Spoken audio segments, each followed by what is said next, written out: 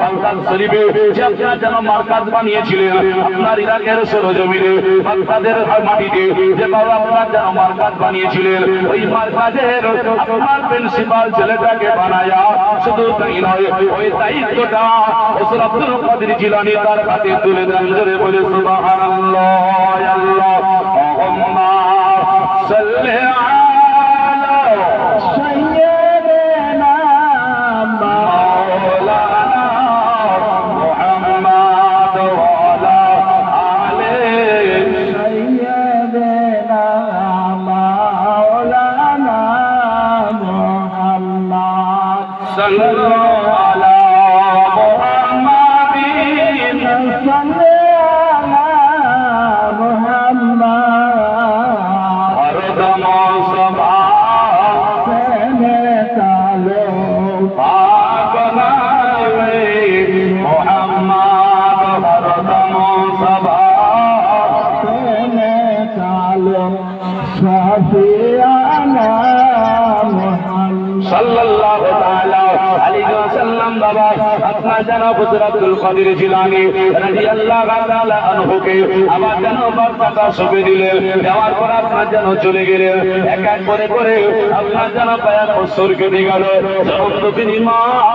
আপনার যেন অসুস্থ হয়েছে, একটা পত্র লিখেছে, পত্র লেখার পরে ছেলের কাছে পাঠিয়ে দিয়েছে, ছেলের কাছে পত্র চলে এসেছে। ওই ছেলেটা পত্র নেওয়ার পর আপনার যেন রেখে দিয়েছে, পড়ে নাই। আবার যেন দ্বিতীয় পত্র এসেছে, আবার যেন দ্বিতীয় পত্র নেওয়ার পরে রেখে দিয়েছে। এই করে করে তৃতীয় পত্র হয়ে গেল। তৃতীয় পত্রটা পাওয়ার পরে রেখে দিয়েছে। ছেলের মনে মনে এরাদা ছিল, আমি যতদিন পর্যন্ত আল্লাহ আল্লাহ সুবহানাল্লাহ, যতদিন পর্যন্ত আমি যেন আলিমের দিন না হই, যতদিন পর্যন্ত হুজুরের কাছ থেকে ভাইজ বরকত না পাবো, ততদিন পর্যন্ত বাড়ি যাব না। পত্র আসা থেকে ছেলেটা মনে করেছিল, মা আমার হয়তো দীর্ঘদিন আমাকে দেখে নাই বলে মা আমাকে পত্র লিখে পাঠিয়েছে। এইরকম করে আপনার যেন পড়ে নাই। যেই দিন আলিমের দিন হলো, সমস্ত হলো, লেখাপড়া শেষ হয়ে গেল, ওই সমাধি হুজুর আব্দুল কাদের জিলানী রাদিয়াল্লাহু তাআলা আনহুর দরবারে এসে আপনার যেন বলছেন, হুজুর গো, দীর্ঘ কয়েক বছর ধরে আছে, আমার অনেক সময় কেটে গেল, আমার পড়াটা এখন আপাতত সমাপ্ত হলো। বলে হ্যাঁ, বলে হুজুর আপনি যদি অনুমতি দেন তাহলে আমি মায়ের দরবারে চলে যাব। আবার আব্দুল কাদের জিলানী রাদিয়াল্লাহু তাআলা আনহু বললেন, বাবা তোমার মায়ের কাছে যেতে আমি কখনো নিষেধ করতে পারবো না, তুমি যদি যাও চলে যাও, কোনো অসুবিধা নেই।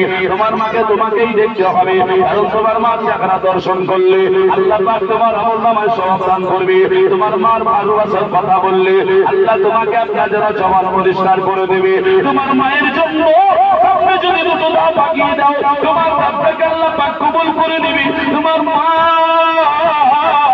আজকে যেন মহব্বতের জিনিস, এর জন্য যাও।